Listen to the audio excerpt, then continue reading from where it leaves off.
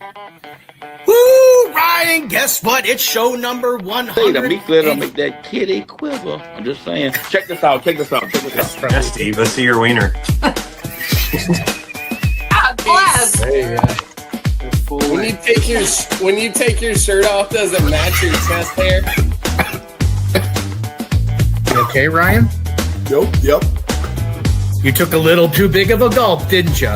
Got a little brave. No, this one's, yeah. It took a little Well, bit. God bless, Ryan. Hello there. How are you? It's Thursday night. You know what that means. It's time for another Thursday night barbecue chat.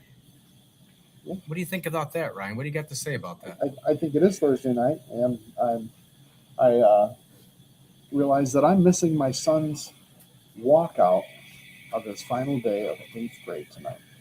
Well, that's your. I don't know why you. I'm here for you. I'm here for the people. It's okay. There will never be another 8th grade walkout again. But I'm glad I don't have another one. Right. Anyway, I'm Steve Kress. I am with It's All About the Barbecue, and during the week you can find me working at lovely, beautiful Wanamakers in, of course, Downers Grove, Illinois. And a man sitting next to me, the man, the chairman of the board, Barbecue Blackstone and Beer Group, Mr. Ryan Hoagland. So delayed on your answers there, Steve. Anyways, guys, welcome. It is Thursday night. It's time for some Thursday night barbecue chat. So what's up, buddy? What's up? We got Richard C. is in here. He's been gone for a while. Richard, we've missed you. Missed a few weeks. Had knee replacement and a lot going on. Wow. Yeah, we could have done a play-by-play on the Steve has been to a lot of breakfast places lately. I have. Richard must be following my breakfast posts. If you go to my personal page, Stephen Kress, you will see all my breakfast posts. I do go out to eat, and I do a little see what's going on because we all like to support small business. That's what it's all about. Ryan's putting words all over my face. I don't like it. I don't like it at all. See, if I go small, you can't really read it. I mean, I can go big. You can go bigger font. So, Ryan, before we do any of this, and then before we get really excited about today's show, because after all, last week we were at Memphis in May. That was a pretty good show, Memphis in May show. It was really good, actually. I don't even know if job, so thanks, Ty, for filling in. And Ty from Fatox Barbecue. The first time we've had a good live feed from Memphis in May. Yeah, I mean, I don't think next year we're going to even try because, I mean, it took us 4 years just to get the one that we really wanted. So, well, I wouldn't say 3 years. Oh, by the way, look who's there. See that? Mr. Adam Sherwin. See that there? To pull him up on there because we're going to do a little. That's my good friend, Adam. And he just informed me today because I thought I missed it. I missed it. Did you get it? I thought I missed it. I was really upset. But June 9th, Adam will be decommissioned. He will no longer be a part of the Air Force. Congratulations on that. Congratulations to many of years of service. And I can't believe it. I was thinking about it way back. He was on live from the barbecue department at Wanamakers, which was, God, that was like years ago. Yes. So Adam and I have been friends via the shows here for, I would have to say, probably about 4 or 5 years. So Adam, great friendship over the shows that we've done. Congratulations. He is now in Arizona. When we first met, he was stationed over there in Germany. And thank you for your service and all the purchases you've made from the store and you still make from the store. That's a good commitment. And I appreciate that and appreciate everything you've done. And best of luck on what you're going to do after you're no longer in the service. So, did you want to say anything, Ryan, or do you just want to congratulations, ride my coattails? We appreciate it. Yeah, I know. I can't say much after that. But Not only do we thank him, we thank our sponsors. So here you go. Fat Boy Hickman's Barbecue. Backyard barbecue done right. Steak Ager. Next level dry aged steak at home. Spitfire Grills. Built for serious fire. P&L Steaks Grilling Supply Company. Gear for the grill life. Smoky Woods. Real wood flavor for real barbecue. Yeah. Smoky Woods. It's Smoky Woods. We got everybody coming in tonight. I thought, we got Mr. Dalen Reed in here. Says, hello, fellas. Look at that. So, did you want to introduce our guest for the evening? Well, Ryan, I'm going to introduce because what it is when we had Ty on the first time and we were talking about the Fatox Fest. I was looking at the lineup and I saw that there was this nice woman that was cooking in barbecue. And I thought that I always like to see that. I always like to highlight that. And so I reached out and made contact, and we set up a date, which then of course then we changed and moved around a couple times. But on examining all the pictures and all the stuff that she does, she is not only can do the barbecue thing, she is a certified chef, and some of the stuff she's done on some of the pictures are absolutely amazing. So I find that to be even more intriguing, is that you can do fine chef work, and then you can get out there and sling the barbecue stuff on the open fire, which just gives you a wide versatility. So we're going to have... I want to know for the people, though, is there a difference between a certified chef and a certified chef? Yeah, if you're a certified chef, that means you're better than a regular chef, because you become a chef. I was asking for the people. The people want to know. Well, you know, but I mean, some people say they're a chef, but they're not really a chef. But she's a certified chef. Like you, with that burger. Like that burger. I could say I was a chef when I cooked the championship burger, but I'm not really a chef. She's a real chef. So if you have any questions, so we're going to introduce her in a second, because I'm kind of excited about this whole thing. If you have any questions about restaurants, barbecue, culinary career, her open fire, Memphis in May, Fatox Fest, whatever you want, now's the time to ask. Yeah, so let's help you. But first, if you're watching, hit the like button. You just told me to introduce her, and now you're saying, hold on. You do it to me all the time. But everybody that's in here, hit the like button and share this out. Share this out on your feed right now. We want to get as many people in here as we can. So, without further ado, nobody wants to talk to us. Oh, did you want to finish? Go ahead, Steve. I'm sorry. The one, the only chef, Sami Marquez. There she is. Hi, everybody. You almost had my name right. Marquez. Oh. It's the last name. Oh, how do you say the last name? I mess it up every time. I know I do. The QU is a K sound, not a Q. Marquez. Marquez. Well, and then you got to get the R in the R. We're not rolling in the R. We got enough rolls down here. We can't roll the R. We got Marquez. Ryan, you're usually pretty good at the rolls, though. Nope, I can't. No, that was French. That was French for sure. Oui. So, Sami, welcome to the show. Glad you made it. Just so everybody knows, Sami was supposed to be on June 4th, but then of course we had graduations that came up, so then we moved it, and then she was moved all the way down to God. I don't know what I told you, Sami. We were in July sometime or August. I don't even remember what I was. And then, lo and behold, somebody canceled on the 21st. I don't remember what happened then. And I said, "Hey, any chance you want to move on?" Here we are. So I appreciate you for dealing with all of the movements around back and forth and rescheduling, and welcome to the show. Not a problem. Thank you. Happy to be here. And Pivot is my industry, so it's all good. Where is here though? Where are you at? Where are you from? I'm in San Diego, California. I was gonna say I'm looking at the light skyline and the warm looking weather. Yeah, it's not warm. I mean, I'm about 10 minutes from the ocean, so that's why my hair is a little breezy right now, and I can hear seagulls. I'm that close, so it's like 70 degrees and sunny. Oh, look at that. We got our good friend Aria Roberts. So she's on the road to Cali right now. I want to stop and say hello to everyone, and my girl Sami before no cell phone reception. Sorry, love you, girl. That's like my most favorite Blackstone ambassador right there. I'm sorry. Wow. Well, because she goes, but she doesn't know. But Sami, because I usually put it in the introduction. But Ryan is a major general in the Griddle Crew organization group or whatever it is. So is Ari. She's so butthurt. I'm sorry. Okay, there's a look at. Yeah. Hey, finish first, okay? Finish first. Then it's you, and then it's you. Even Andy Wilson's in here like that's rough. Sorry. She didn't know. She didn't know. And I did, but I would still do the ladies first.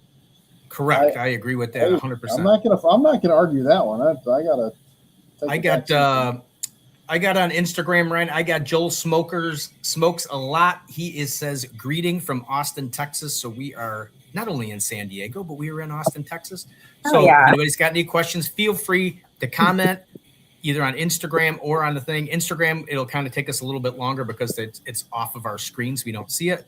But anyway, so Sami, you have been doing this chef thing for a long time. So what started you in this whole thing? I haven't always been a chef. I want to preface that because I started in different positions 25 years ago. That's where my journey started. I was 14 going on 15. You do the math. I got into restaurants. That's where I started. I started in a French cafe as a hostess. And what I didn't realize I was falling in love with was hospitality. I was the first impression. I was the face of the brand when a guest walked in. And I just, for whatever reason, really enjoyed that. And so I just kind of stayed with it and kept climbing the ladder, but I climbed it really fast. I went to serving and then I went to bartending all within like 4 years. And then I moved to Las Vegas from Scottsdale, Arizona, which is where I'm originally from. I want to also say that. So at 21, I moved to Las Vegas, and that was my first catapult. I went into VIP bartending and VIP serving, and then there I met my first business partner, and we started back then, early 2000s, marketing was very different, and there was not really that much social media, and we started our first promotional business. It was promotional marketing for clubs. And so nightlife was a huge part of my background, but also high-end VIP parties and fashion shows. And then it turned into production and so forth. And so when I left Vegas after 4 years, I took that concept back to Scottsdale, where it's from. And the concept in general hadn't been done yet. In Scottsdale, there were other promotional companies, but how I was doing it, I was incorporating really sexy promotional ambassador girls. There was also go-go dancers involved. And then we just kind of tried to touch, on restaurants and bars and food brands and nightlife. And that's really kind of how I blossomed into marketing. So, but hospitality has always been my umbrella that I have focused on. It's always been about the people. It's always been about the guest experience for me. And I still worked in restaurants, but eventually, like mid-20s, I stepped outside and worked alongside them as a third-party consultant for marketing and strategy for food and beverage. So along the way, I got in 2011, I'll just give you some timelines and then we can peel the onion later. 2011 was when I found holistic nutrition, and that was when I first got certified in holistic medicine, essentially. I was doing recipe development back then, and I just stayed a home chef. I stayed like a new recipe developer, a blogger, a home chef, and still continued with my marketing agency. And I moved around a couple of times and then stayed with that trajectory. And then in 2015, I left Scottsdale for good and then went up to the Pacific Northwest for 10 years, where I was in the Oregon wine country, where the hospitality industry is, it's like unassuming. You wouldn't really think that, like, oh, Oregon was like, well, Portland is a foodie mecca. And then the wine country brings in all the tourists. And so the hospitality experiences that you're able to kind of be a part of and create are just like, you kind of have no limits. And that was my second catapult 10 years ago. And I'm 40. So I'm just waiting. I'm at a second catapult right now, because then kind of wrapped up 10 years there. And then, so I hit 40, I hit 10 years. I thought I should make another big move, and that's when I moved back down to the Southwest, which is where I'm really from. And San Diego was always like my second home growing up, so I just decided to go here so I could still see my family without having to move back home. and then I kind of feel like I'm like on another catapult a little bit. Just I'm a little bit more accessible now, being in California, and so that's the journey in a nutshell. I'll go back a little bit. 2019. This is where I caught the chef bug, like the professional chef bug. So 2019, one of my clients, who's still a client to this day, was a winery, and I created experiences for them. I do the strategy for marketing and the food and beverage experiences and whatnot. And we didn't have a caterer for one of the experiences that we had created, and so I just said, fuck it, I'll do it. And I kind of executed an 80-person wine club dinner, and that was when I was like, okay, I have a natural knack for this, apparently. I've always been in the room. I've always been working with chefs. I've always been in the same space. I just have worn a different hat at the table and in a different seat at the table. So I caught that bug, and it took me a few years to like really transition. And I don't know if you are aware of Fellowship of the Grill, but I helped co-found and build that brand. And when we did that in 2020, that was like a whole new world for me. That was when I found Open Fire. That was like, I don't want to just grill. Like I just wanted something more, because I was at a point where like, give me something new. And so in 2020, I found fire. And that was when I just kind of started dabbling with that. And yeah, Vino Trece is my main brand. And it didn't start off as a private chef business. It started off as a wine club concept that I wanted to launch into the market, and also create these like beautiful, high-end, upscale, intimate socials with my food as like the hors d'oeuvres and appetizers. Well, what ended up happening was I did that, but my food took off. And then I started getting all sorts of inquiries like, I need more of this. And so that ended up taking off more than the wine club. And now what you see of me right now is what it's transformed into. It's been like, I don't know, if you have the mental space and the capacity and the drive and the desire and ultimately the vision to keep it going, keep the ball rolling, and like, how can I continue pushing forward with this without losing myself and so forth? It works. But it's consistency, right? So here I am. I would not trade anything ever. That's like Richard says. It's a very, very interesting road she has traveled. It's a lot to unpack for sure. It's but I've been to so many places, and it's mostly a West Coast girl at the end of the day. Like being in Memphis and then going to Chicago, like that was kind of like venturing out, to be honest. But I'll go to Mexico for bookings. I'll go to Europe for bookings. But getting over to the East United States has been not so prominent in my journey. Interesting. You said Scottsdale. I lived in Mesa and Apache Junction for a little while. So you understand the Scottsdale scene, yep. Right? And it's forever evolving and changing. But that's where I got my start. And God, it will forever hold so many memories here for sure. We got Joel Santos in here, says hello, and then he says, do you still do consulting work? Yeah. What did that person say? Do you still do consulting work? I do, yeah. So I actually still operate the marketing business.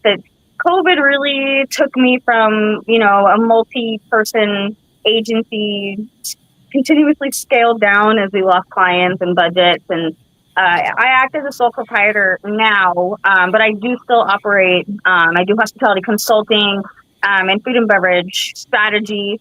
I'm not someone who's going to take your product and market for you or for the brand, but I'll create strategy and growth based around revenue and experiences, and ultimately designing a way or refining how a brand approaches the market. So yes, I still do that. Which of the three places do you like the best? I mean, that's kind of like a different Scottsdale to the Pacific Northwest to then San Diego. That's like three totally different. I know. I have so much love for the Pacific Northwest. It is so very healing and calming. And, if you fish at all, or if you like the outdoors, you know what I'm talking about. Yeah. But at the same time, it's a slower pace than what I'm used to. And for a moment, 10 years moments, it worked, and I needed that. So it's hard to say like what's my favorite, but I don't know. And also I am just coming back into San Diego, so so far it's been really great. But maybe ask me in another month or two. Yeah.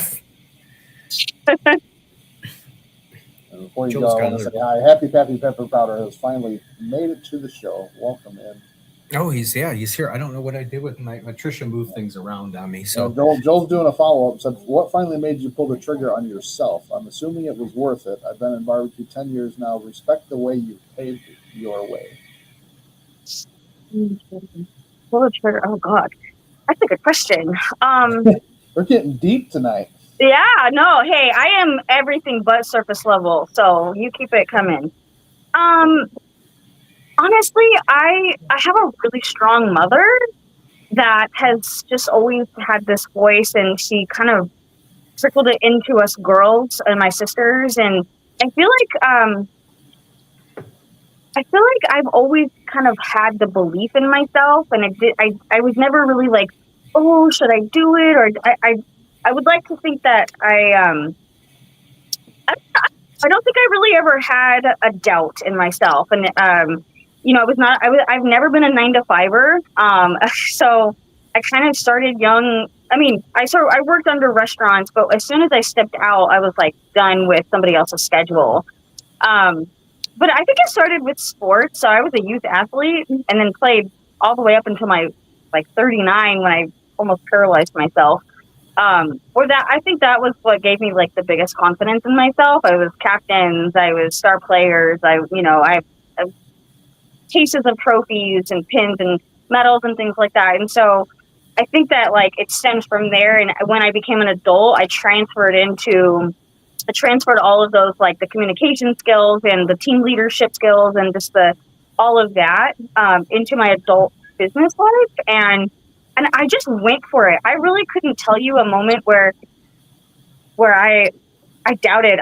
So I went to Vegas when I was like 20. Okay, I was underage. Don't tell anybody. And I got into all the clubs and I had all the conversations. And it was when I got back, I was like, I need to move to Vegas. I knew nobody there. I didn't have a plan. I just felt it right here. And that is called intuition. And we all have it. Not everybody listens to it. And some of us, it's just really cloudy and we have a lot going on. And it isn't until we kind of start clearing, the mental clouds that you start to hear your intuition more. Anyway, so I've always listened to my intuition, and it tells me like, do it, or like, don't do it, or like, be cautious. And I did that with Vegas. I moved there, didn't know anybody. I moved in with people I didn't know. I met up with that one girl who I met at a club one night, and I tapped on her shoe. She was like, "Go down, sir." I went up and tapped on her shoe, and it was like silliest thing when I look back at it. And then we were like best friends, and then I just kind of dove into it with her, and from then it was just like, so yeah. I would say if to anybody who has like, they're at a point where they're like, I'm ready, but then they start taking steps backwards and then they go forward, just do it. Just do it. And the key is to trust that you will land. You will land. It might not be as graceful as you want to land, but you're going to land at some point. So just do it and make the step. And in that process, you'll figure out how to make a soft landing. Guaranteed. But it has to be here first, right? It's all a mental game. You'll either land on your feet, land on your face, or you'll learn to tuck and roll many times. On your feet. Right, Steve? I mean, I had a vision to start this wonderful podcast, Ryan, and look at how far we've come. We've landed on our feet. We fell on our face 18 million times. And I don't know how to tuck and roll. It's coming for you. Joel, after that, Joel said, "Heard, thank you. I'll take that with me for sure." Thanks, Joel. Helping our viewers. I love it. You got a bunch of different parts of it. So you did the marketing part. You've done basically everything that's in a restaurant. You've done the beginning of the front of the house. You've done the marketing. You've done the chef work. And now, I mean, which one did you enjoy most, or do you just enjoy what you've made out of all of them? I would have to say, so I mean, I was front of house operations for my entire career. I still am. When I work with clients, when I work with clients, I'm still managing their front of house, and so my head is still there. So I don't think that won't ever be a love of mine. I think that still holds a really valuable, like really strong piece in my heart, because it's all about the guests. But I do love that I'm able to be creative with my culinary creations, and I get to play with food, and I get to be part of really just beautiful experiences. And I will confess, the only position I have not done in a restaurant is actually the back of house. I was never a chef in a restaurant. Uh-oh. Yeah, so I skipped that part. I skipped the line cook part, and I went straight to like high-end, upscale, private dining. Chef. Yeah. She's a private chef is what it is. Yeah, I'm a private chef. So, but the private is still very public. So I look at myself as more of like an experience-based chef, where I'm out in the public, I'm creating experiences, and a lot of it is private dining, but at the same time, like I do happy hours, I do socials. I can pop up in a restaurant and be completely comfortable in their kitchen and use all of their tools to do a takeover, to act as a pop-up restaurant for my concept. But the act of being the chef in the back of the house on a consistent basis, I cringed at. Absolutely cringed at. That's the one part of the restaurant where it's the toughest. There's a lot of yelling that happens out there. You don't have an audience where the front of the house does, right? So right. a lot of shit comes out in the back of the house, and I've always been a people person. So a chef behind the scenes was not really something I was attracted to. Now, do you do those things where you're cooking right in front of the people? I mean, are you like, or do you, yeah, see, they get to see that's the great thing about everything you've done, is because now that you've worn almost every single hat, and now that you're doing like the private chef thing, I mean, you need the front of the house thing to introduce yourself to the people that you're meeting, and then the scheduling, and you got to advertise your own products and scheduling your own stuff. I mean, so you basically trained yourself over all those years, and now you're doing it. Yeah, I've said that so many times too. When I reflect, and I'm like, man, I really love what I do. I feel like I have been preparing for this. I'm like ready in all the right ways, because I'm not afraid to get into a whole cook in front of people who are sitting down, 10 people, 20 people. Cooking on site is preferably what I would like to do. I'm not really like I have commissary kitchens, but I would rather be cooking everything in front of everyone and give the guests an experience that there's a chef in their vacation home, or there's a chef in their mansion, or there's a chef in their home that they've spent hundreds of thousands of dollars renovating. And then now they're throwing on a party, they're entertaining, and then they have a chef in their beautiful chef kitchen. It's an appeal to the guest, and it's also entertainment. It's a piece of entertainment too, because it's like when you go to a restaurant and there's an open concept, you can see it, and anybody who is not looking back there and mesmerized at some point, well, that's just weird. But guaranteed. You look, you're just like, oh, I can see them doing everything. They're just hustling and bustling, and like it's a mess. It is like, it's a beautiful thing. I love that aspect of it. It's almost like watching a dance. Organized chaos, Ryan, is what they call it. Yeah. Well, in the open concepts, no matter if you're private or public, like you got to hold your shit together. Like you can't lose it. It's like you're part of the front of house a little bit at that point because you can't just slam things. You can't get mad. I mean, you could, but you know what I'm saying. Gordon Ramsay does it all the time. I was just going to bring up good old Gordon. I mean, he's made a career out of losing it in the open concept. Well, yeah. He's not like that in real life, though. I know. It's all for show. One day he'll be on the show. On our half hour of the show. So I got to get to our other half of our sponsors real quick. So we're going to take a 16-second break. Thank our sponsors. Melinda's Hot Sauce, bold heat and flavor. Boar's Night Out, championship level barbecue rubs. Blues Hog, legendary sweet heat barbecue sauce. Marble Ridge Farm, premium quality meats. Fat Cow Jerky, big flavor for serious snacking. And OG Bandits, bold rubs with barbecue attitude. And barbecue attitude. Ryan, as we've watched the sponsor videos, we have some pretty cool ass sponsors. We do. We have the best sponsors out there. We got Melinda's, we got Blues Hog, Marble Ridge Farms, Fat Cow Jerky. I sell Fat Cow Jerky. It's doing pretty good, Ryan. It's probably I have probably sold. Oh, she's got Melinda's too. So everybody's got Melinda's on today. I probably saw if Ron's watching, which he probably isn't because nobody really is. I've sold more of. I think it's the first jerky that I've actually had to reorder stuff from because it's usually jerky doesn't sell at winemakers. And he just commented. I missed his comment earlier, but our good buddy Greg Snyder says, "Good evening, guys." Oh, hey, Greg. I just saw his new comment right now. But Greg, yeah. Good evening, guys. Oh, open fire. Greg, you came at the right time. This is the second half of the show where we were just talking about her career through the restaurants and through the marketing and through all over the old West Coast there of the United States, from Scottsdale up to Oregon and then down to, well, she stopped in Vegas for a little bit and then down to San Diego. So we've been all over the West.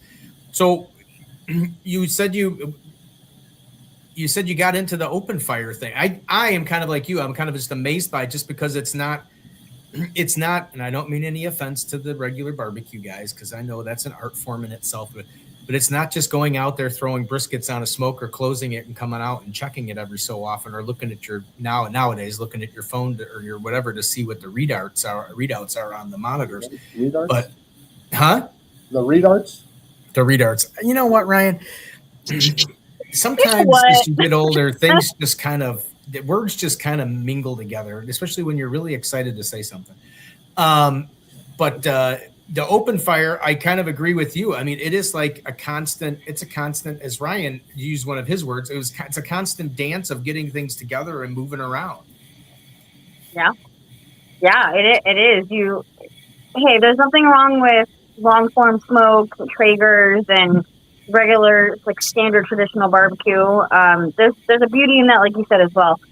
The fire, it just goes back to like our ancestral days where it's survival. That's how they cooked. And I think that when we see fire, no matter if we're trying to cook on it or if we're just relaxing near it, it like stimulates something to us of like peace and calmness, I think, on some level. And so when you cook with it, you really become one with the fire. I'm speaking for myself. I become one with the fire. I do feel at peace with it. But you can't turn your back on it. You have to know, there's a ton of tools out there too. Like there's thermometers and stuff like that. Like I personally don't use thermometers. I can cook any form of fish, seafood, meat, and just know where it's at. I mean, granted, I'm not doing brisket over fire, obviously, and that would require that. So, but you just gotta have to know, like, how's the color looking at certain points, and it is something that you continuously have to do to create patterns and to notice the patterns, and to know like how to control the temperature, because you can't just like turn a dial and it's down to a different temperature, right? So you have to understand how to put out a fire, how to decrease that temperature real fast because it can get pretty wild really fast. Especially if you're, you're trying to do like flambés and things like that, which most open fire guys are not flambeing things, but in a finer dining upscale world, we do. And you can lose control of it really, really fast. And so if you're afraid of it, it's gonna know it, and it's gonna like just overpower you. So it goes back to having that confidence of like, I got to do this. I got to start small and then just build your way. But it does take some time. You are working with fire, and so things cook differently. And the thing is, for me, is the tools that I do use are like cast iron or finding ways to make ovens, right? That because you don't have that in open fire. And you can literally cook anything. I mean, I'm going to think about it as I go to bed tonight and be like, can I cook everything? I think that you can cook anything over fire. Anything. I mean, there's cast iron pots. You can boil something. So once you get boiling water, you got anything. You can fry things. You know what I'm saying? It's like there's not one method or style of food that you cannot cook on fire. I got an interesting. What's that? Yeah, I can do a smash burger on there, right? Well, I got to follow up to something Ty said last week on the thing because he was showing his cooker, and he said that they made cakes and stuff on there. How hard? Because I'm trying to picture in my head, how hard is it to make a cake? So that was my dish that I did for the competition. I did the dessert. I came into the competition kind of late, so I kind of picked up the pieces where needed and necessary, and then also helped with like the visual aspect of presentation. I came in with a masa cake recipe, and it's not that difficult. I mean, as long as the thing is with fire is if you have multiple people cooking on a really big surface area, right? They all require different temperatures. And so if your environment is not the same exact identical as the last time you tried, it's going to be different. You're going to have different heat, and it's going to be either a slower cook or a faster cook. And so he ended up bringing one of the things that I love. I have one of as well. It's like basically a deep dish. It's like a deep baking dish, and there's a lid. It's cast iron. And we put that on. So he has these little racks, like they're called risers.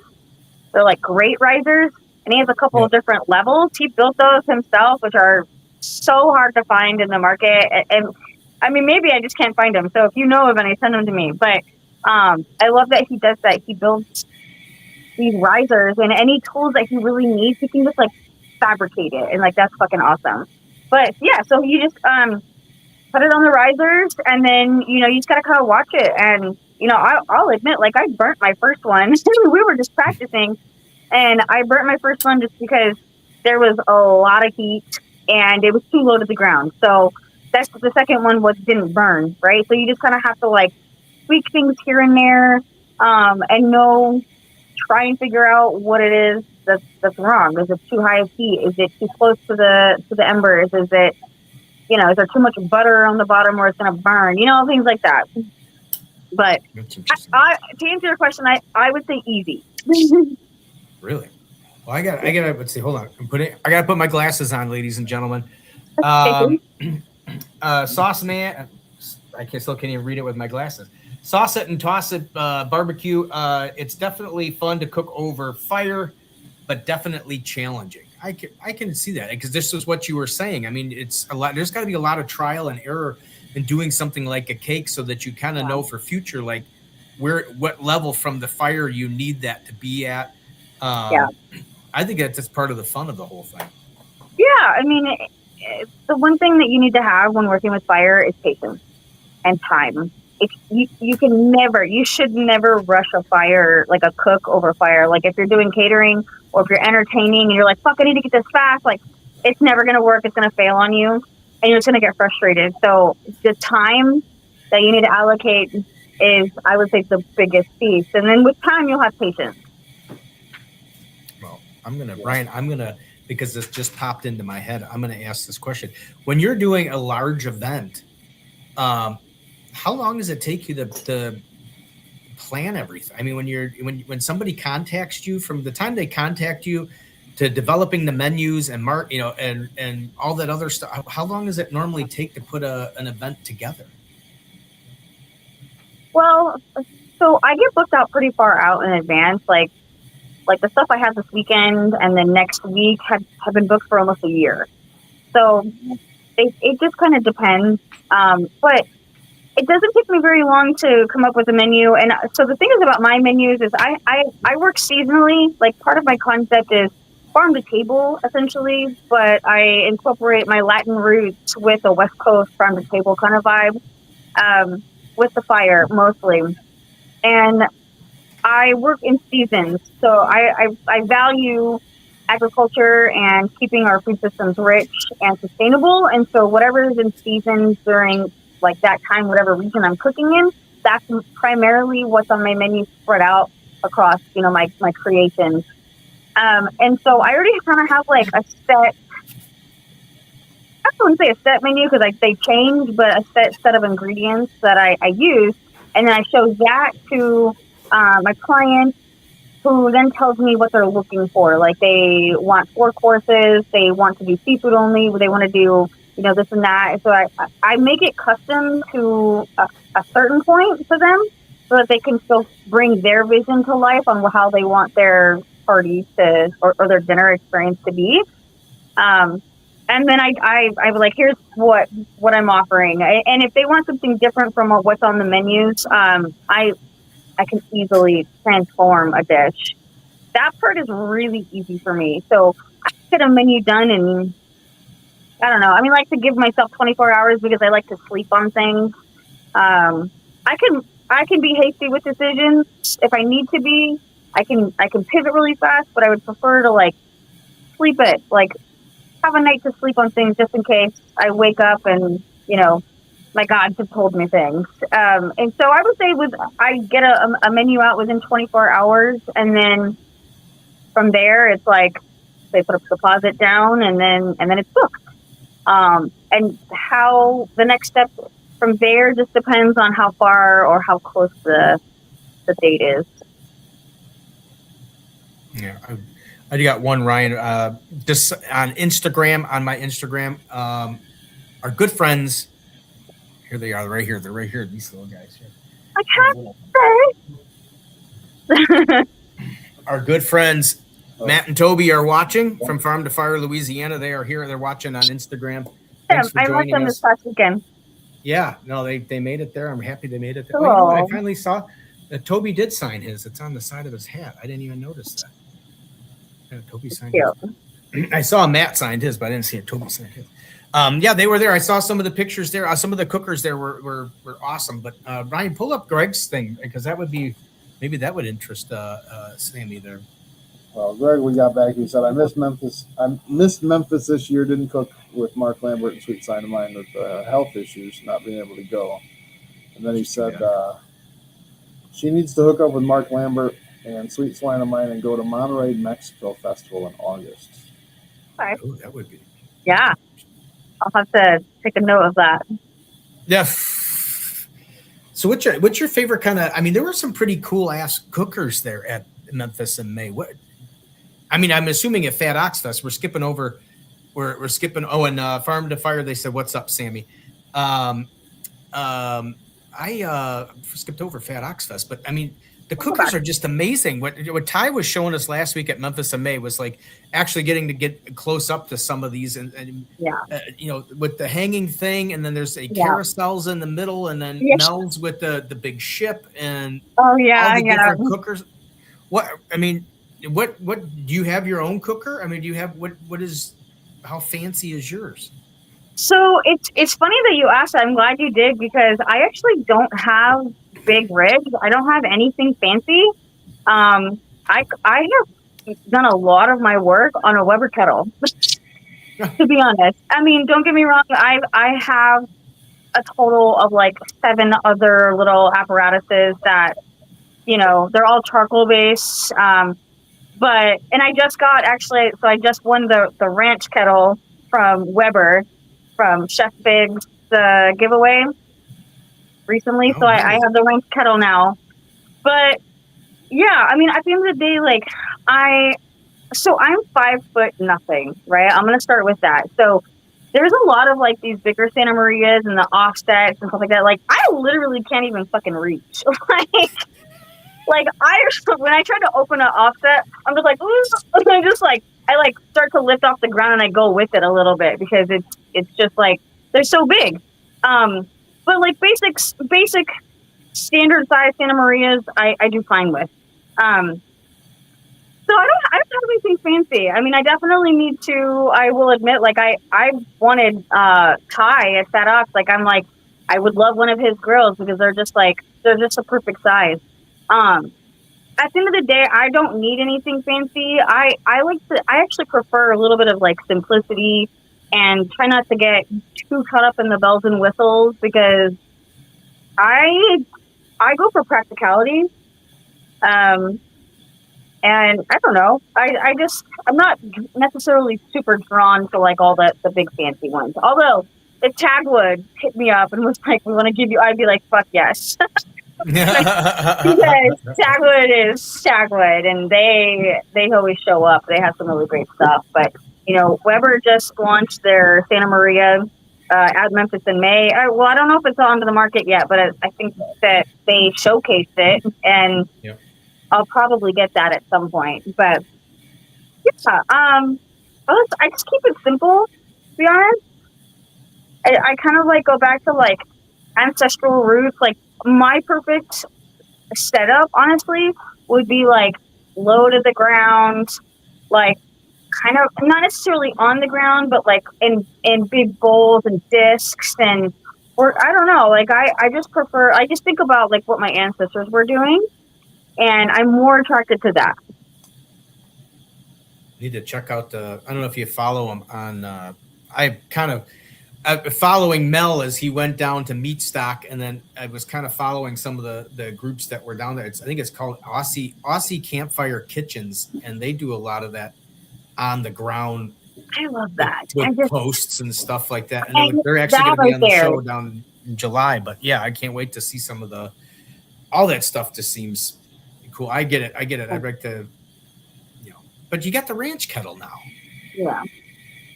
I mean, I have some other big service grills, they're just not as fancy. They're not expensive.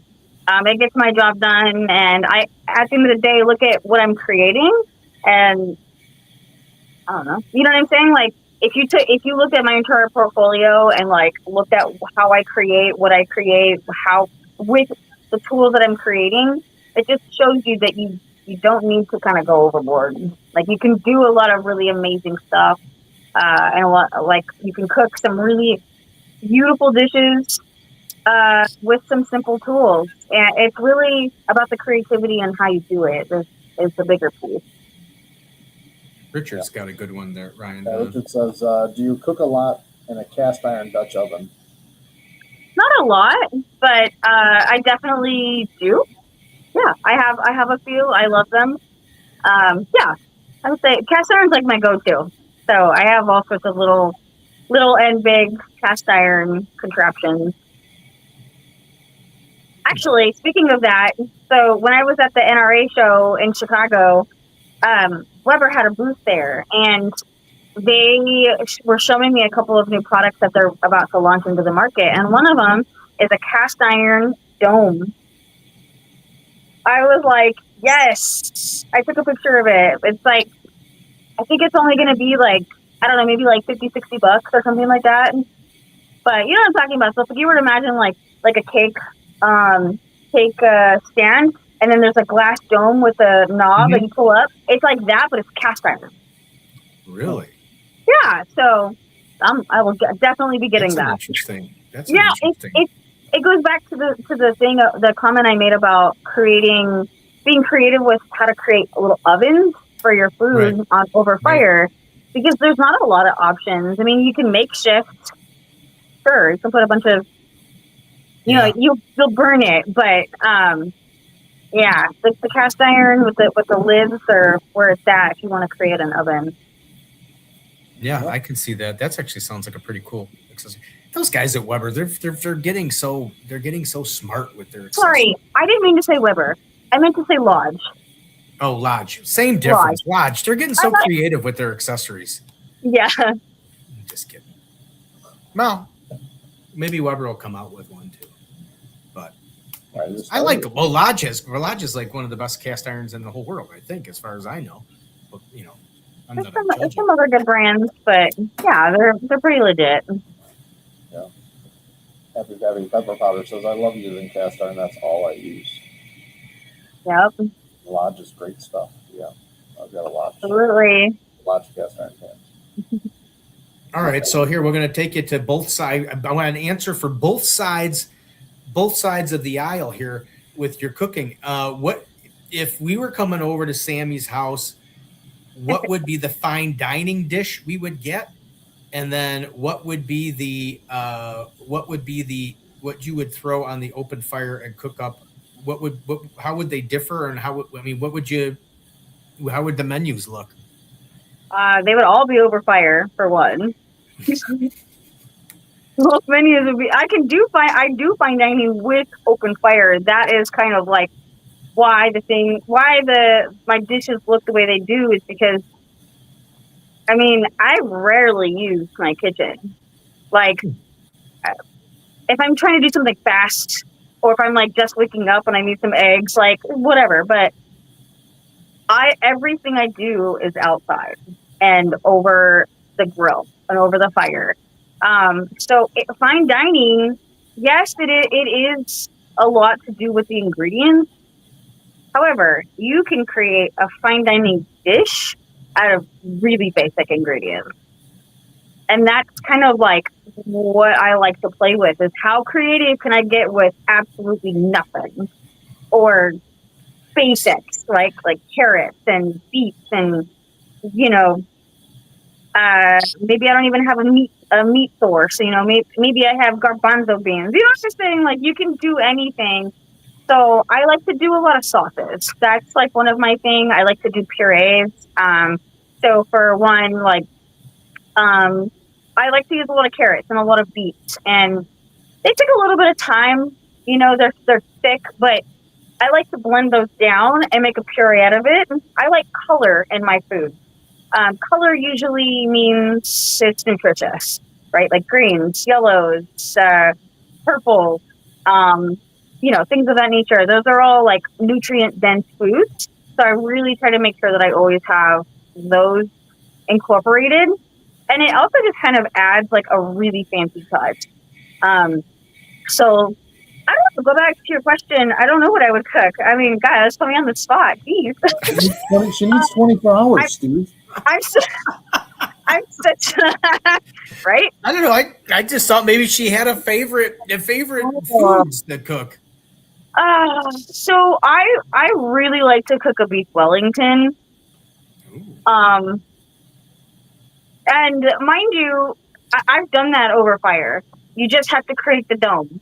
And it cooks beautifully because you're getting that really high heat.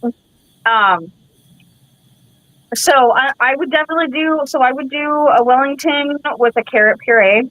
Obviously, I'm going to incorporate a ton of herbs. You know, being a master of herbs and spices, I always have herbs. Generally, they're going to be like savory. I'm always going to incorporate alternative milks and alternative like dairy. So I don't do dairy and I don't do gluten in my concept either.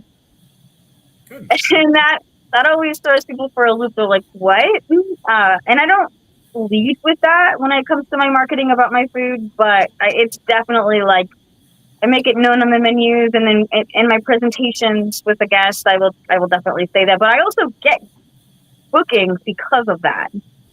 You know, there's a lot of shit in our food these days. You know, where I don't think anybody is oblivious to that.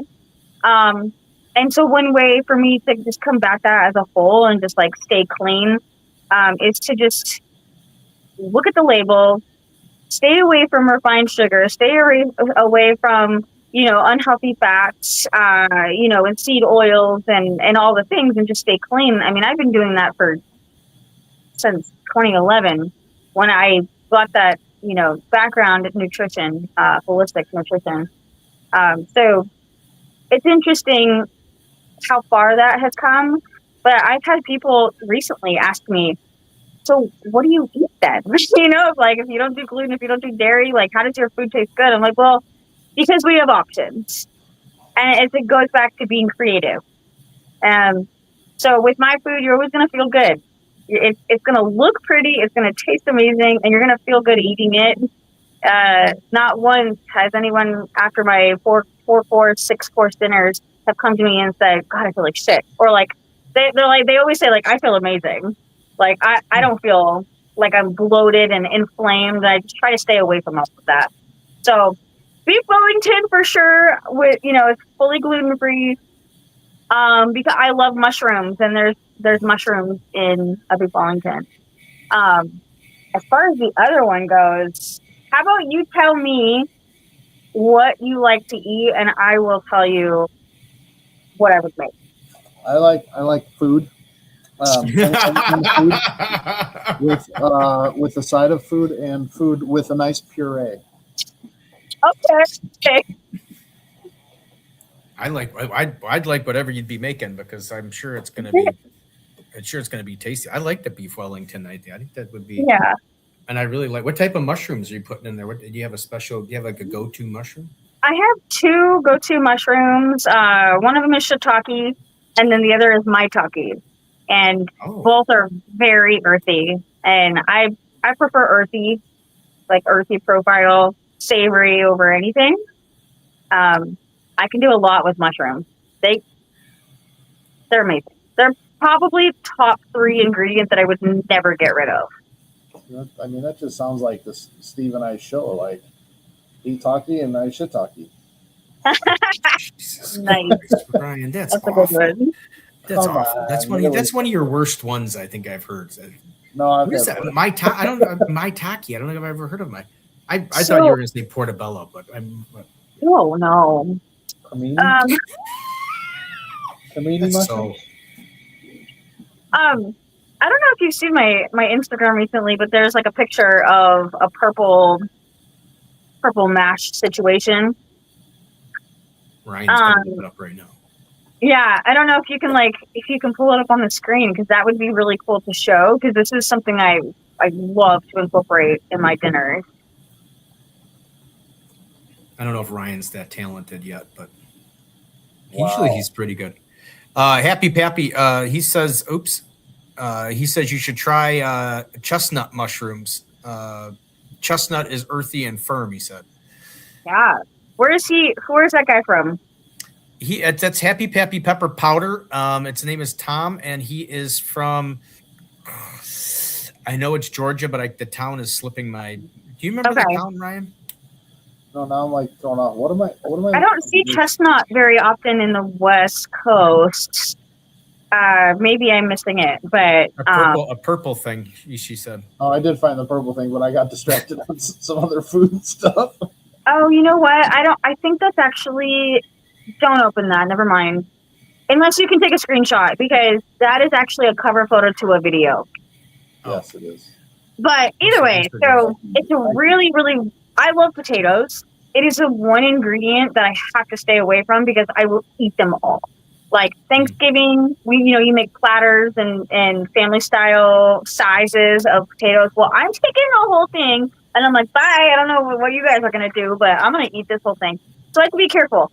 But I love potatoes, and I think that there's nothing more satisfying and comforting than just like a classic steak and potatoes. So I think that would be my other dish for you. But I wouldn't just do steak and potatoes, right? Like I would do a higher end cut. Like I really love flat iron, but I also really love anything in the tenderloin family. And then with the potato, I would do this purple potato. It is actually purple. Yes. So that's a mash that I made. That's partially on top of it. That was a really big batch, so it's why it looks, not as, refined. That looked But like one thing. what? One So helping. yeah, no, it was so good. So that's basically what I do. They start that whole video actually towards the end will show you like what that looks like as I cut them inside, what it looks like peeled, what it looks like unpeeled, and all that stuff. But it looks black, and it's more earthy and it's more like nutty. And so when you peel them, and then you can cook them over fire, you can boil them, you can do whatever you want with them, but they lose a little color. But as long as you don't scorch them, they're going to stay that vibrant purple. And so I like to make a mash out of that and put in a ton of different herbs as well as nutritional yeast. So steak and potatoes, and then I would do like a confit mushroom as well. And then you have to have my steak sauce because it's one of my favorite sauces. That's why I bottled it last year. So I have a sauce line. It's baby stages, but I launched with the steak sauce, and it's not a steak sauce intended to cover up the steak. No, if it's a good enough steak, you don't need the steak sauce, right? But it's not to put on top. It's like as a dipping situation, and then it also tastes amazing with all of your other charred vegetables. And it's tomato based, and it's 100%. It's like clean AF. It is so good. I gotta get you guys some when I start shipping. Nice. Dude, Happy Pappy's got a whole bunch of comments there, Ryan. He's out of control. So I have a connection in Georgia for many types of mushrooms. They grow them from. Okay, cool. So when I was living in Oregon, lucky dog mushrooms. Okay, I will. When I was living in Oregon, it's a thing up there. I think that's really where I fell in love with mushrooms. There's mushroom hunting. There's truffle mushroom hunting. There's so many different varieties. I got lucky. I got spoiled up there. Did you become? You said you were with the winery. Did you become like a good person with wine too? Did you all know all the good wines and everything? I am educated in wine. Yes, actually wine educator. That was why I wanted to launch the wine club, because I, have an abundance of wine knowledge from around the world, but also an Oregon wine. So yeah, I love that aspect of it. I have done blind tastings before where I've tasted and I've gotten the varietal right, I've gotten the vintage right, and I've gotten the region accurate. So I gotta show you the wine I got the other day just because the name was funny. Hold on a second. I love wine. That's my go-to. There's not wine in here though, That's right. It's like the glass that I have. This could very well possibly be bourbon. May or may not be. Ryan doesn't drink wine. He drinks. He's an alcoholic. I actually used to drink a lot of wine, but that's when I was like. You see. All right, so I don't know. You're probably not going to be able to see this. Or maybe you can't see it. Here by chance. I can't see it. I find myself here by chance guided. It says I find myself here by chance, guided by the whims of fate. Okay. That's is that Paso? Is that Paso? Paso, yeah, Paso Robles. Yeah. Paso Robles. Very cool. Yeah. Well, cheers. Here's your Yes, there you go. What is that now? Is that your purple mushrooms? Yeah. So those are the potatoes. Oh, potatoes. And that's what you made that puree out of. I should have sent you guys a bunch of photos of all my final dishes that you could see. I should have done that. I know it's more fun though. It's more fun when we got to make Ryan try and do it. That's the only reason it keeps me around. No, pretty much. Well, I don't know. I mean, you're good to banter with. I mean, my good dad jokes. And in that. No, that was lousy. It was bad. It was bad. In that white T-shirt of yours. Stop with my white. He busts my chops about my white T-shirt every time. That's why I just keep it out. It's like my signature move. Oh, now you just do it just to drive me nuts with it. Right. And now I forgot. Yeah, now Ryan, it's that time of the show where I forget the question I was going to ask. You got a question, Ryan? Ryan doesn't. He never has a question. You gotta have some kind of a question, Ryan. So anyway, so when you were, where did you go eat when you were talking? And then you just interrupted me anyway. Well, because now you took too long, and I thought of another question. All right, I'll just be over here. Okay, and when you were here in Chicago, what did you have anything good to eat? So that was an impromptu trip that was not planned. Chef Mark Conway, while we were both at at Memphis, invited me, and I was kind of like ready to leave Memphis at that point, and I was like, screw it, I'll do it. So I booked the flight, and I was there. I left 4 a.m. Saturday morning, so I stayed Saturday night and then Sunday night, and then I left, mid Monday. But we didn't really go out. Like, we were at the show from 9 to 5, and it's a restaurant show, right? So there's a ton of samples, a ton of samplings.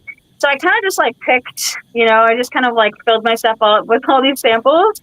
And I went out to dinner once. I forget where we went to. We tried to go to Nobu at the rooftop, but everyone else did as well. And so you take the elevator up to the rooftop, and it opens, and that's Nobu.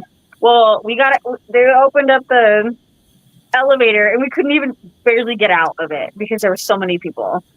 So that didn't happen. That was my one dinner that I really wanted to go to, but it just wasn't happening with the time that we got out to dinner. We ended up going to Fora. It was okay. It was fine, but that was kind of the only outing that I had. Really, I didn't get to explore. Oh, I lied. I went to I forget, what is that place? It's called Ava? I don't know. Something of that nature. You're talking to two people that never really go downtown. I was just hoping you'd have some good experience. We don't. It's too crowded for me. It was good. They were Mexican prawns in a red sauce that I can't remember what it is, but they were really good. And then they had a good, decent wine selection. Actually, they had quite some serious pages of wine bottles, like wine by the bottle. So I would recommend that. I'll send it to you afterwards when I can remember the name. But definitely Chicago that was my first time there, I'll be honest. And I have always wanted to go. Living in Scottsdale, so many people from Chicago would come to Scottsdale, and I have met so many amazing people from there, but I've never went. And so I took the chance when I was able to, but I didn't get to explore. No, we got to go when you can explore. Girls and littles. Yes, I need to go back for sure. I just didn't know if you dined on some of our classic Chicago dishes, like the Chicago hot dog or pizza. I don't eat hot dogs, so that wouldn't happen. Italian beef. Next time. Okay. See, next time. I wouldn't go downtown anyway. No, it's too crowded. Since it's only I don't eat hot dogs or hamburgers, so I'm just not attracted to those kind of American style restaurants. When I go out to dinner, it's usually upscale. I don't really like dive bars. I just don't want to go to a place where I'm going to be disappointed by the food. Because I know I can cook it better, kind of thing, and I'm either eating before I go out and I'm just going out for drinks, or I'm going somewhere fucking amazing. That's what I hate about going out places and spending all this money, and you're like, I could do better than this at home. Yeah, I say that often. I'm like, but here in San Diego, we've got some amazing restaurants here. I have a very hard time buying a steak and spending $60, $70 on it out, but I'm like, I could do this at home and enjoy myself. Well, see, this is where the guest experience is supposed to come in, right? This is how can, from the mouth of an establishment, how can I elevate this experience for my guests, and they're not just having a steak, right? Right. So that's the part I'm connected to. Is like, let's elevate it. Like the last time we went out, my son's 14. He's very picky, but he loves steak. So like going from these, grilled cheese kids meals to, oh, Dad, can I get the steak? And I'm like, oh, God. Yeah, and it's gotta be at least he's medium rare, so he's not cooking it well done or anything like that. But then like this last time, I'll leave the restaurant out of it, but he wanted a steak, and I think it was like $35, so it wasn't too bad. But wanted medium rare. It came out like almost well done. Wow. So then we sent it back, and they brought out another one, and it was like blue rare. And I'm like, yikes. And I'm like, dude, this thing's still moving. Like, so he took it back again, and then it just came back charred.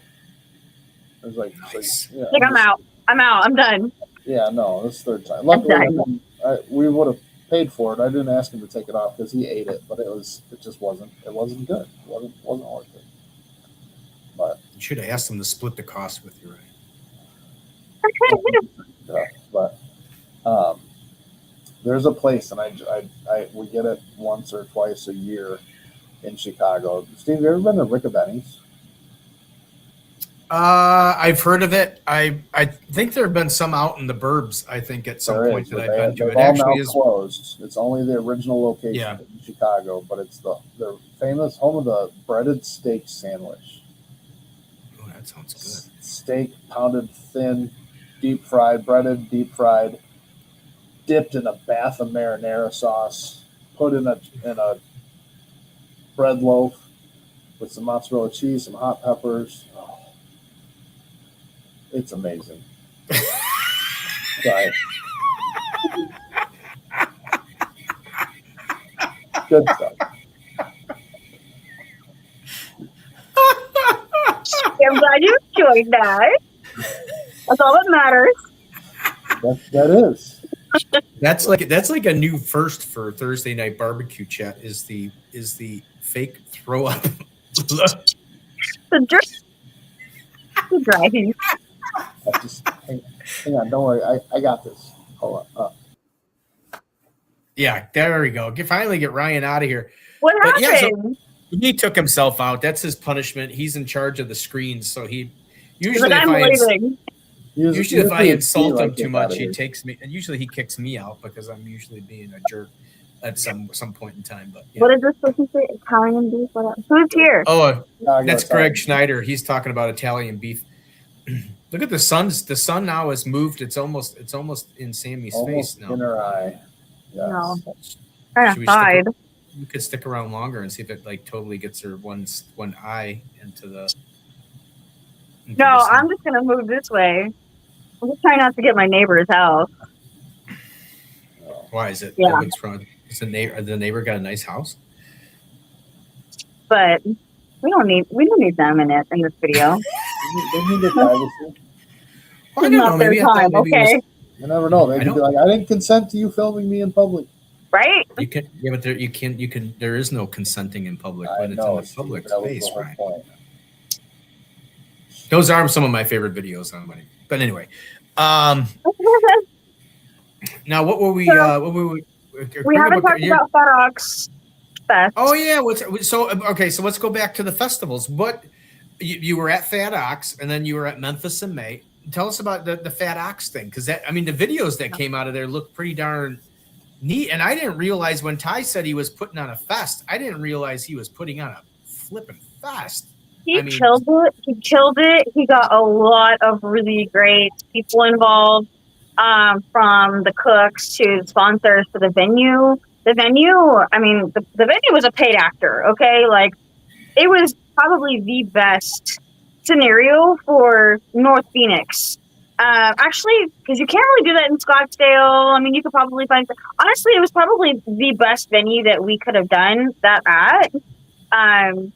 There was a lot of space, and it was great. Ty brought his vision to life.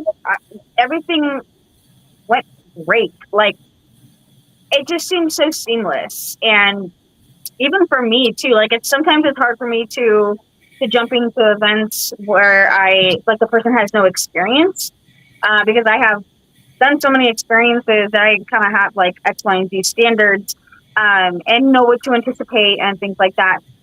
He fucking killed it. Like, kudos to him. It was a really good time. Me and Johan Manguson, he's Big Swede Barbecue. Him and I headed up the VIP tent, and we were slammed. Like, we were so slammed. And so the VIP tent was exactly that. It was like you had special access to the VIP tent and what we were cooking, which was an elevated dish. So I cooked 2 dishes, and then he had a couple of dishes as well. And then the same VIP people got access to the rest of all of the tastings outside too. There was also a cigar lounge in the VIP area, a lemonade, like a craft lemonade operation in there, and then there was a bunch of tables with shade. So it was really fun. I have no complaints, except for I just wish we were a little bit more in with the fire. We had our own fire apparatuses within the VIP, but that was probably one of my favorite events in a long time, for sure. Yeah, I mean, it looked really neat. I mean, the videos, I don't know if some of them were yours and some of the others, and there's so much big posters of everybody, and I just thought it was really cool. I wish I could. Love that he did that. I love that he printed out everyone's made their own little fat out. Like, that was really cool. You don't see that very often, if at all. And I got to take that home, so it's just like a little memorabilia that I have from that event. It was really cool. He did a good job, and also that's my hometown, so it was kind of like. It was just nice to come back and have some, my family and friends who have known me for a while and new followers to see me and to be able to show up to my hometown. That was really cool that he brought me there. And then you did you went over to Memphis in May. What did you think about Memphis? That's the first open fire meetup there at Memphis in May. And what did you think of all that? Yeah, I mean, it was really cool. I mean, it was so I've been to the open fire meetup on its own. So it was basically that, just in such a bigger stage. In Memphis, I got to walk around a little bit, and I was just like, holy shit, it's huge. It just encompassed so many acres. I couldn't even tell you how many acres. I'm going to say probably at least 100. And then what did you like better? Because I know Ty was mentioning it. Did you like the demo day, or did you like the competition part of it better? I'm more of the demo experience kind of person. I don't do competitions. That was actually my very first competition. Well, I lied. The first open fire meetup was also a competition for People's Choice. But it wasn't that big of a stage, right? And so I don't do competitions. Would I do it again? The competition aspect again? Maybe. It was a 4-course competition. So it wasn't just turn in a rib, turn in a wing, turn in something. It was a progression from a soup to an appetizer to a main and then a dessert. And that was familiar to me. And so I enjoyed that piece, but it had a lot of I don't know. I'm okay with the stress. I'm used to the stress. But it wasn't really me. So yeah, I don't know. It would need to be a different competition for me to do it again. Yeah. Yeah, I think Ty was saying the same.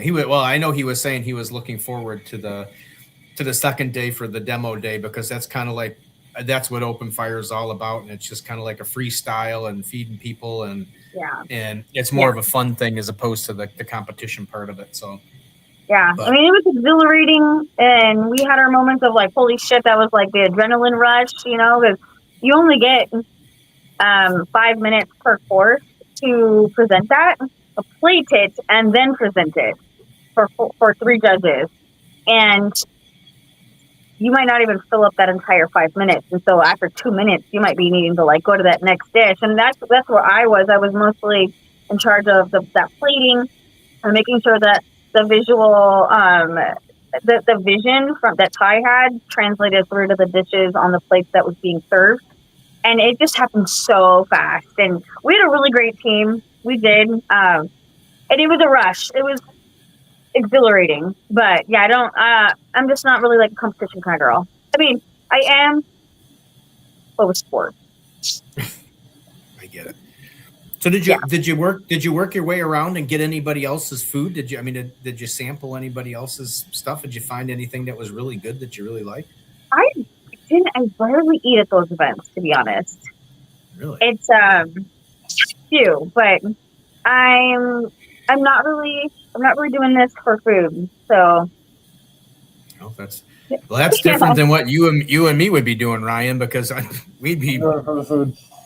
Well, I'd be all over. So if I was just a normal attendee, that would be a different conversation. It would be different, right? But I wasn't, and so I was like, I was working on some level, right? And like, there's just some point where you can't leave your team for too long, right? So depends on how good the food is at the other place. Yeah. No, I had a really good time. I was gone for a total of 8 days, and so it was a lot. Yeah, I was kind of surprised when you said you were in Chicago. I did reach out and said, how long were you in? Because unfortunately, it was the weekend I worked. Otherwise, I would have tried to find a way for us to do something and find a way to get out to have a dinner or something. But yeah. Yeah. That was like so impromptu. Sorry. Next time. No, that's fine. I was kind of like, whoa, she's at the restaurant. I have to say, for anybody, Ryan, you're part of this, everybody. If you ever have a chance, just like what Sami was saying, if you ever have a chance to get to the restaurant show, I used to go a long time ago, and it is one of the coolest. And she's absolutely right. I can understand when you're not hungry after you get done, because I can tell you, I know for one that I can remember from way back then is Blue Bunny ice cream was down there, and they just had ice cream the ice cream machines where you could slide the door open and take an ice cream out. They had just had those out there. I can't even tell you how many like Blue Bunny ice cream sandwiches I had in like that time. So there. at that event, I was eating everything. Right. That's what I'm saying. There's samples everywhere. McCain was there, and you got like French fries, and you got this, and you got that, and you had and then there was tequila. So I was like, yes. Yeah. I'm not kidding. There was. I believe you. Tequila and more tequila. And more tequila. And then I know you were I saw your video. You were at the Melinda's booth, and love Melinda's. Yeah. I went and visited them. And then I was just kind of making the best of it and making connections. And I'm glad I did, because I connected with a handful of brands that I had a really good conversation with, and our brands align, and we'll probably connect again here locally. So that's the best outcome I could have asked for. So if somebody was interested in hiring you for a private event or reaching out and discussing things with you, where do they go to do that? Yeah. So you can go to either one of my websites. I have SamiMarquez.com, and that'll lead you to everything. Or you can go to vino13.com, and that is primarily the catering and private dining experiences. You can go to those, and then if you want more of a visual experience of what to expect, then my Instagram, my handle is Sami.vino13. Vino 13. Yeah, it just means, technically it means wine 13 wine. It doesn't have any meaning, really. I know, I like wine, and 13 is my birthday, so I was like, it just makes sense. Yeah. Oh, I wondered what that was in the comments. There you go. Yeah. Yeah. Also, if you just do a basic Google search, there's like a ton of articles over the years that will, there's articles, there's social media, there's websites, there's photography, there's all the things. please do a basic Google search. Yeah, absolutely.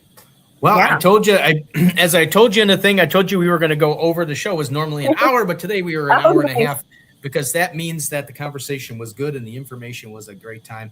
We will let you get onto your thing. And it's almost time for Ryan to go to bed. He's got to take a nap.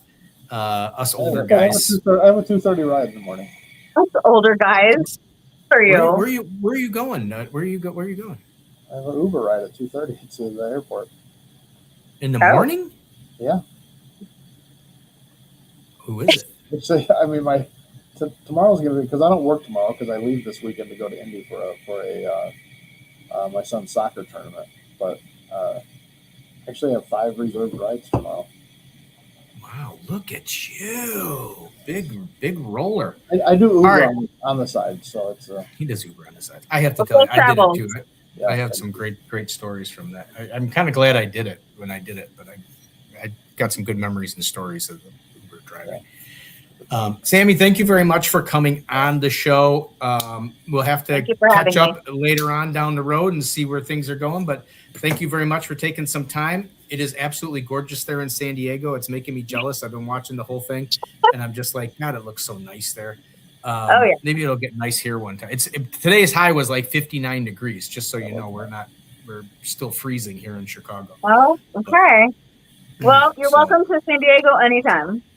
All right. I'd like to get to San Diego. Do you do private dinner parties for 2? For 2? Yes. For us, I mean, you just want to. Oh, I see what you're saying. Do you ship? Take care of my flight, and I'll cook you guys something. Ryan, you take care of the flight flight. Miles. Shoot. Yeah, right. All right. Say less. All right. Do you mind Spirit Airlines? Yes. Spirit Airlines. Fuck you. First of all, they don't exist anymore. Oh.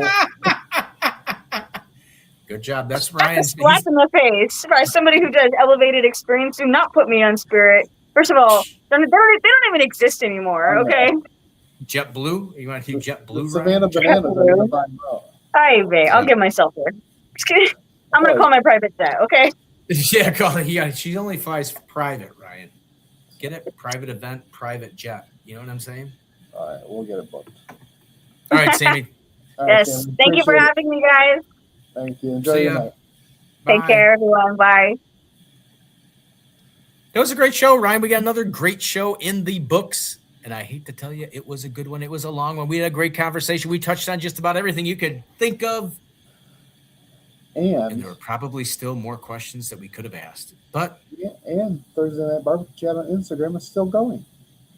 I'm telling you, I'm thinking we made it. It better be. I'm telling you right now, Ryan, it better be when I check it tomorrow morning. It better be loaded with star payments. That's all I say, because that's the only thing that we got going with us so far is that we've got tons of stars. Yeah. We can get stars. And anybody, I gotta ask you, because you're more of on the you've been a TikToker. Anybody still do stars? I actually did. I commented on somebody's post and they gave me 100 stars. Which, by the way, ladies and gentlemen, that's like $1. Yeah. Hey, that was my first card, though. They starred my comment. It was kind of nice. Yeah, I mean, it was interesting. It came up on the Facebook things like, oh, you're now eligible for stars, and I'm just like, oh, that's great. It's probably about 6 years too late. Good night. It's 90s here in Waynesboro, Georgia. It's always hot in Georgia. I can honestly tell you because obviously Steve doesn't fly, so Steve drives a lot, and driving down to Florida, obviously you go through Georgia. Georgia, probably second to Hammond, Louisiana, and that Louisiana area right in there, is probably one of the hottest places I think I've been to.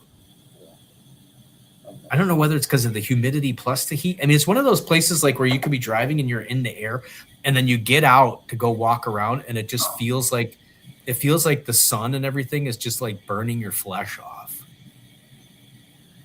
It happens. I mean, it happens. I mean, I'm still alive, so it's not. Who do we got next week, Steve? Well, next week, ladies and gentlemen, here on the big show that nobody ever watches, we have Mr. Joe Diapis, and I'm sure I'm saying his name wrong too. He goes by the tag of Barbecue Friend. He is on Instagram, so you can look up a Barbecue Friend, I think it is, or Joe Diapiste.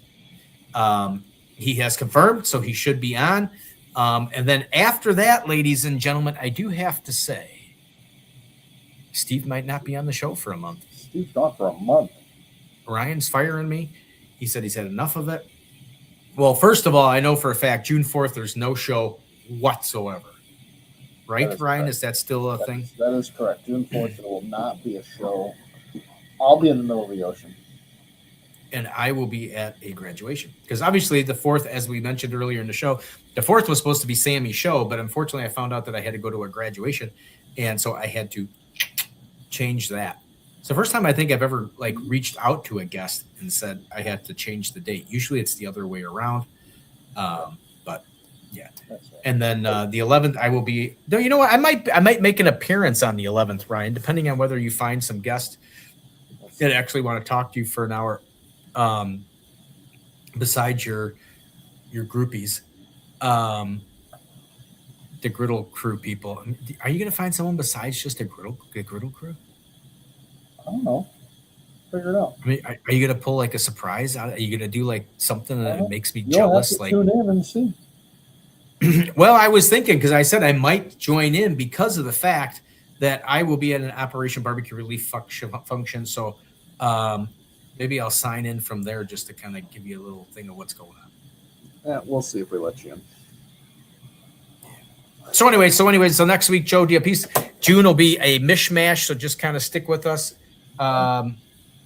Joel says, I'd love to hop on. I cook here at Interstellar Barbecue. I'm the cook and would love to hang out. Well, there you go, Ryan. There. You got this. You got Joel. Joel smokes a lot. Don't smoke so hot. He could be your guest. He's on Instagram. You know what? I might reach out to him just for the shits and giggles of it. Why not? Just don't giggle and shit. You'll be all right. He'll be okay. All right, Anyway, Joel, I'm just letting you know. Don't be surprised. You may be, as long as you can talk for an hour, you're one step ahead of Ryan, and we're good. Provided my people don't get back to me. Ryan might never come back. It's hot down here, says Baby Debbie. All right, everybody. Thank you, everybody, for signing in. Thank you to our awesome sponsors. Thank you to everybody that commented. Thank you to Sammy for coming out. Now she's got me all nervous about saying her last name. How did you say the last name? Marquez. Thank you to Sami Marquez for coming on. It was a great show. Thank you to, again, to everybody. Thank you for making this show possible. I have a great time and fun time doing the show. I love meeting all the different people that we get on this show. And I love meeting all the people that actually watch the show. And I think it's kind of a neat little family experience. Yeah. The only friends I have, Ryan. All right, guys. Have a good night. We will see you next Thursday, 7 p.m. Central. Have a good night. Bye, guys. Bye.